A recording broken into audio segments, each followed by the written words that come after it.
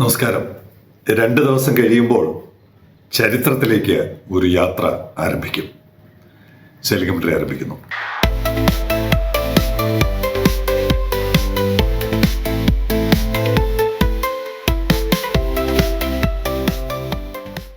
വിചാരിച്ചതിലും നേരത്തെ MSc beryl നമ്മുടെ തുറമുഖത്തെത്തി. 29 വരും, 30 തിരിച്ചു പോകും, അല്ലെങ്കിൽ 30 വരും, 31 തിരിച്ചു പോകുമെന്നായിരുന്നു നേരത്തെയുള്ള പ്രതീക്ഷ. ഇന്നലെ തന്നെ എത്തിയിരുന്നു, ബെറിൽ ഇന്നലെ തന്നെ എത്തിയിരുന്നു.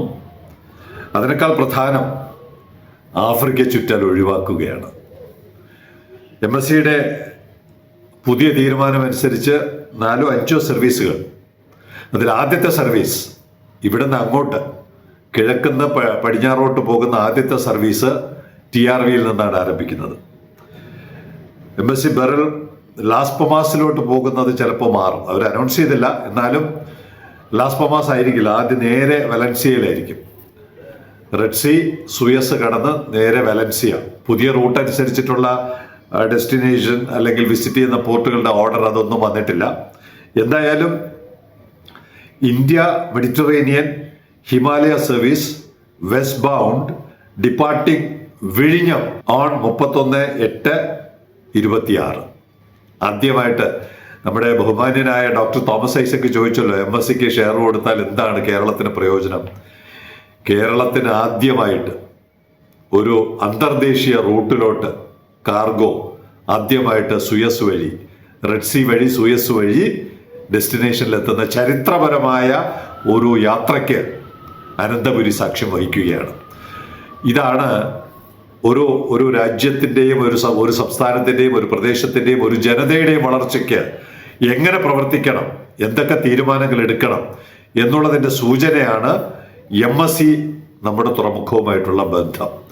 ഇതില്ലായിരുന്നുണ്ടെങ്കിൽ, MSc ഇല്ലായിരുന്നു എന്നുണ്ടെങ്കിൽ ഈ പറയുന്ന തരത്തിൽ ചരിത്രത്തിലേക്ക് ഒരു യാത്ര സാധ്യമാകുമായിരുന്നു. ഇനി എന്തൊക്കെ സംഭവിക്കാനിരിക്കുന്നു എന്നുള്ളത് ഇനിയുള്ള ദിവസങ്ങളിൽ നമുക്ക് മനസ്സിലാകും. അതോടൊപ്പം ബെറിലിനോടൊപ്പം മിഷേൽ കപ്പലേനി ഇവിടെ വന്നിട്ടുണ്ട്. മിഷേൽ കപ്പലേനി ജെയ്റ്റ് സർവീസാണ്. അബു ഖിർ സുയസ് കനാൽ, ഈജിപ്തിൽ നിന്ന് സുയസ് കനാലിലോട്ട് വരുന്നതാണ്. രണ്ടും തൊട്ടടുത്താണ്, വലിയ ദൂരമൊന്നുമില്ല. പക്ഷേ എനിക്ക് തോന്നുന്നു പലതും ഇപ്പോൾ മറച്ചു വെച്ചിട്ടാണ്. ഡെസ്റ്റിനേഷൻ പോർട്ടുകളുടെ കാര്യത്തിൽ അങ്ങനെ വ്യക്തത കൊടുക്കുന്നില്ല. ASലും ഇതൊന്നും കാണുന്നില്ല. പിന്നെയുള്ളത് MSc ജോസഫിന ജദ്ദയിൽ നിന്ന് പോകുന്നു, പക്ഷേ ഈസ്റ്റ് ബൗണ്ട് ആണ്. എങ്ങോട്ടാണ് പോകുന്നതെന്ന് അറിയില്ല. നമ്മുടെ ഫ്രണ്ടിൽ കൂടെ വരാം. ഈസ്റ്റ് എന്ന് പറയുമ്പോൾ നമ്മളാണല്ലോ. പിന്നെയുള്ളത് MSc അന്ന സിംഗപ്പൂർ തെക്കീർദാഗ് എന്ന് പറഞ്ഞാൽ ടർക്കിയാണ്. സിംഗപ്പൂർ തെക്കീർദാഗ് ഞാൻ കണക്കൂട്ടി നോക്കുമ്പോൾ 29 ദിവസമാണ്. സിംഗപ്പൂരിൽ നിന്ന് ടർക്കിയിലെത്താൻ 29 ദിവസം മാത്രമേ വേണ്ടി വരുന്നുള്ളൂ എങ്കിൽ ഏറ്റവും കുറഞ്ഞത് ഒരു 5-6 ദിവസം കുറയുന്നതാണ് സിംഗപ്പൂർ TRV ദൂരം, അല്ലെങ്കിൽ ഒരു 4 ദിവസം കുറയുന്നതാണ്. അപ്പൊ 29 എന്നുള്ളത് 4 ദിവസം കുറയുന്നതാണ് ടർക്കിയിലെ ദൂരം. TRV ടർക്കി ദൂരം ഒരു 24 ദിവസമായിട്ട് മാറുന്നു. ഏകദേശം 25 ദിവസം കൊണ്ട് വലൻസിയയിലെത്തുന്നു. അപ്പൊ 27 എന്നുള്ളതും ഇവിടെ കുറയാൻ സാധ്യതയുണ്ട്. കൃത്യമായി നമുക്കൊന്ന് ട്രാക്ക് ചെയ്ത് അറിയിക്കേണ്ടവരെയൊക്കെ നമുക്ക് അറിയിക്കാം. പിന്നെയുള്ളത് MSc ടിന മെർസിൻ, എഗെയിൻ ടർക്കിയിലെ പോർട്ടാണ് മെർസിൻ എന്ന് സുയസ് കനാൽ എന്നാണ് പറയുന്നത്. മെർസിൻ ടർക്കി ആണോ എന്ന് എനിക്കൊരു ചെറിയ സംശയമുണ്ടില്ലാതില്ല. ഇനി ലാസ് പമാസ് വഴിയാണ് പോയിരുന്നതെങ്കിൽ ലാസ് പമാസ് വലൻസിയ എന്ന് പറയുന്നത് ഏകദേശം ഒരു 900-1000 നോട്ടിക്കൽ മൈൽ ദൂരമുണ്ട്. അത്രയും നമ്മൾ ഈ യാത്രയിൽ സുയസ് വഴി പോകുമ്പോൾ സേവ് ചെയ്യും. ആ യാത്ര സ്ഥിരമാവുകയാണെങ്കിൽ വലിയ തോതിലുള്ള ഇമ്പാക്റ്റാണ് നമ്മുടെ തുറമുഖത്തിന് സംഭവിക്കാൻ പോകുന്നത്. കാരണം ആയിരക്കണക്കിന് കപ്പലുകൾ നമ്മുടെ മുമ്പിലൂടെ പോകുമ്പോൾ ഉള്ള സാധ്യത നമുക്ക് ഉപയോഗപ്പെടുത്താൻ കഴിയണം.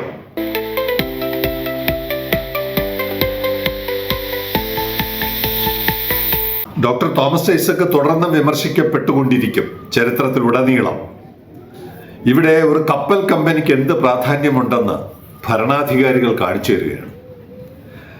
RSGT എന്ന് പറഞ്ഞത് Red Sea Gateway Terminal, Saudi അറേബ്യയുടേതാണ്. Red Sea Gateway Terminal and CMA CGM, Maersk കഴിഞ്ഞാൽ 3ാം സ്ഥാനത്താണെന്ന് തോന്നുന്നു CMA CGM ആഗോള കപ്പൽ കമ്പനികളുടെ കൂട്ടത്തിൽ. RSGT and CMA CGM intend to jointly develop and operate Terminal 4 at the ജദ്ദ Islamic port. Saudi അറേബ്യയിലെ port. MSC നമ്മുടെ ഇവിടെ വന്ന് ഇത് ചെയ്യുന്നത് പോലെ കപ്പൽ കമ്പനി CMA CGM സൗദി അറേബ്യയിലെ പോർട്ടിൽ അവരുടെ ടെർമിനൽ 4 ഡെവലപ്പ് ചെയ്യാൻ പോകുന്നു. An initial investment of around $434 million is earmarked for the project. നമ്മുടെ ഇൻവെസ്റ്റ്മെന്റിന്റെ 1/3. MSC നൽകുന്ന ഇൻവെസ്റ്റ്മെന്റിന്റെ ഏകദേശം 1/3. $434 മില്യൺ. അങ്ങനെയുള്ള ഒരു കരാറിൽ ആരൊക്കെയാണ് പങ്കെടുക്കുന്നത്? The agreement was signed in Paris as part of a Franco-Saudi investment meeting. Among those attending the meeting were the Saudi Crown Prince. ആരാണ് പോകുന്നത് മനസ്സിലായല്ലോ. The Saudi Crown Prince and Prime Minister Mohammed bin Salman. MBS എന്നാണ് അത് അറിയപ്പെടുന്നത്, ഷോർട്ടായിട്ട് MBS. Mohammed bin Salman and French president Emmanuel Macron. ഒരു തുറമുഖത്തിന്റെ terminal ഉദ്ഘാടനം അല്ലെങ്കിൽ ടെർമിനൽ നിർമ്മാണത്തിന്റെ കരാർ ഒപ്പിടുന്നതിന്റെ പ്രാധാന്യം മനസ്സിലായല്ലോ. ഫ്രഞ്ച് പ്രസിഡന്റും സൗദിയിലെ കിരീടാവകാശി ക്രൗൺ പ്രിൻസ്. ഈ തലത്തിലാണ് കപ്പലിനെയും പോർട്ടിനെയും വ്യാപാരത്തെയും ഓരോ രാജ്യങ്ങൾ സമീപിക്കുന്നതെങ്കിൽ ഇവിടെ ആരും ആവശ്യപ്പെടാതെ MSC 13,000 കോടി ഇൻവെസ്റ്റ് ചെയ്യാൻ പോകുമ്പോൾ സാക്ഷാൽ പ്രധാനമന്ത്രി അവരെ സ്വാഗതം ചെയ്യേണ്ടതാണ്. ഇതുവരെയും ചെയ്തിട്ടില്ല. മുഖ്യമന്ത്രിയും സ്വാഗതം ചെയ്തിട്ടില്ല, സംശയം രേഖപ്പെടുത്തിയിരിക്കുകയാണ്. പ്രതിപക്ഷ നേതാവ് കടന്നാക്രമിച്ചു. ഇതാണ് ലോകവും കേരളവും തമ്മിലുള്ള വ്യത്യാസം. The development is expected to increase the port's annual handling capacity by up to 2.6 MTU. Compare ചെയ്ത് നോക്കുക. നമ്മുടേത് 5.7 ആണ്. നമ്മുടെ പകുതിയുള്ള ഒരു പോർട്ടിലെ പകുതിയുള്ള ഒരു ടെർമിനലിന് വേണ്ടി ഭരണാധികാരികൾ നേരിട്ട് വന്ന് എഗ്രിമെന്റ് ഒപ്പിടുന്ന ചടങ്ങിൽ സാക്ഷ്യം വഹിക്കുന്നു. ഇനിയും വൈകിട്ടില്ല കേരളത്തിന് തെറ്റ് തിരുത്തുവാൻ. അത് മാത്രമേ സെയിലിംഗ് കമന്ററി ഇപ്പോൾ ചൂണ്ടിക്കാണിക്കുന്നുള്ളൂ.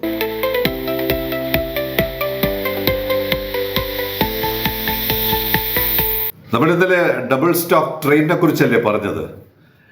ഇവിടെ 1000 കിലോമീറ്റർ ദൂരം ഡബിൾ സ്റ്റോക്ക് ട്രക്ക് ഓടുകയാണ്.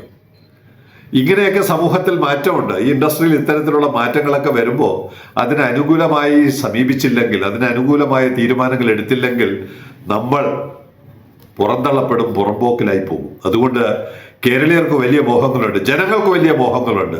ഭരണകൂടങ്ങൾക്ക് അത്തരം മോഹങ്ങൾ ഉണ്ടോ ഇല്ലയോ എന്നുള്ള കാര്യത്തിൽ ഇപ്പോഴും ഉറപ്പായിട്ടില്ല, തീരുമാനമായിട്ടില്ല. കാരണം ഉദ്ഘാടനം ചെയ്ത റോഡ് തന്നെ അടച്ചു വെച്ചിരിക്കുകയാണ്. ഇനിയൊരു പ്രതികരണം കൂടി വായിച്ച് നമുക്ക് അവസാനിപ്പിക്കാം. ശ്രീ അനിൽകുമാർ, ഈ ഇന്നലെ പറഞ്ഞ ഡബിൾ ലൈൻ ആവശ്യമുണ്ടെന്ന് തോന്നുന്നില്ല. ബാലരാമപുരം വരെ എത്തിച്ചാൽ മതിയല്ലോ. ബാലരാമപുരത്ത് ഒരു വലിയ കണ്ടെയ്നർ സ്റ്റേഷൻ തുടങ്ങിയാൽ മതി. ശ്രീ അനിൽകുമാർ, നിങ്ങൾ ഒരു കാര്യം മനസ്സിലാക്കണം. ഒരു കപ്പലിൽ നിന്ന് ട്രാൻസ്ഷിപ്മെന്റ് നടത്തി അടുത്തൊരു കപ്പലിൽ കയറുന്നതിന് വേണ്ടി വരുന്ന സമയമൊക്കെ നമുക്കിപ്പോൾ കൃത്യം മനസ്സിലാവുന്നുണ്ട്. ഓരോ മദർ വെസൽ പോയി, അത് കഴിഞ്ഞ് ഫീഡർ വെസൽ വന്ന് എത്ര ദിവസം കഴിഞ്ഞിട്ടാണ്. TRVയുടെ കാര്യത്തിൽ നമുക്ക് വ്യക്തമായ ചിത്രം കിട്ടിയിട്ടില്ല. ഇപ്പൊ 3 ദിവസമാണ്. ഇന്നലെ പറഞ്ഞത് ഇന്നലെ എത്തിയ ഒരു കണ്ടെയ്നർ 30-ാം തീയതിയോ 31-ാം തീയതിയോ ഇവിടുന്ന് മദർ വെസലിൽ പോകും.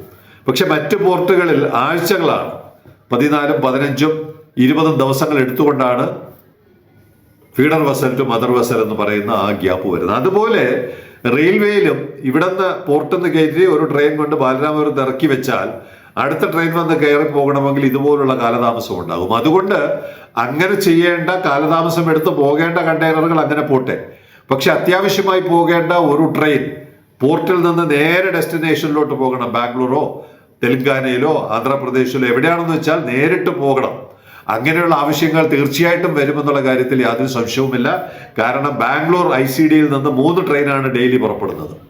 അത്തരത്തിലുള്ള തിരക്ക് ഇവിടെ വരുമെന്നുള്ള കാര്യത്തിൽ യാതൊരു സംശയവുമില്ല. ഇത് ഇന്ന് കാണുന്ന തുറമുഖമല്ല, ഇനിയുള്ള അടുത്ത 5 വർഷത്തിനകം നമ്മൾ കാണാൻ പോകുന്നത്. അതുകൊണ്ട് ഇത്തരത്തിലുള്ള, ഞാൻ നെഗറ്റീവ് ചിന്തയെന്ന് പറയുന്നില്ല, അദ്ദേഹത്തിൻ്റെ ഒരു അഭിപ്രായം പറഞ്ഞു. പക്ഷേ വളരെ പോസിറ്റീവായിട്ട് ചിന്തിച്ചുകൊണ്ട് വളരെ വേഗത്തിൽ ഓരോ നിമിഷവും ഈ ലോജിസ്റ്റിക്സിൽ വളരെ പ്രധാനമാണ്.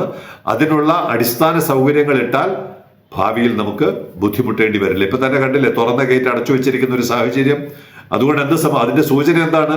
പുതിയ കണ്ടെയ്നറുകൾ വരുന്നില്ല. വരുന്നുണ്ടെങ്കിൽ അത് ഇടവഴികളിൽ കൂടി വന്ന ആളുകളെ, ഒരാൾ മരണപ്പെട്ടു, തുറമുഖവുമായി ബന്ധപ്പെട്ട് പ്രവർത്തിച്ച ശ്രീ അമ്പി ആണെന്ന് തോന്നുന്നു, അദ്ദേഹം ഒരു അപകടത്തിൽ മരിച്ചു ഈ കഴിഞ്ഞ ദിവസം. അതുകൊണ്ട് അത്തരം അപകടങ്ങൾ ജനങ്ങൾക്കുണ്ടാകാതെ ഡെഡിക്കേറ്റഡ് വഴികളിലൂടെ കണ്ടെയ്നറുകൾ വരണം, ഡെഡിക്കേറ്റഡ് ട്രാക്കിലൂടെ ട്രെയിനുകൾ പോകണം. അതിനുള്ള സാഹചര്യം, ഇത് നമ്മൾ സംസാരിക്കുന്നത് അടുത്ത 5 വർഷത്തേക്ക് വേണ്ടിയല്ല, നമ്മൾ 50ഉം 100ഉം വർഷത്തിനപ്പുറം ചിന്തിച്ചുകൊണ്ടാണ് ഡബിൾ ലൈനും ഡബിൾ സ്റ്റോക്കും വേണമെന്ന് ആവശ്യപ്പെടുന്നത്. അത്തരത്തിലൊരു തീരുമാനം തന്നെയാണ് ഇക്കാര്യത്തിൽ ഉണ്ടാകേണ്ടത്.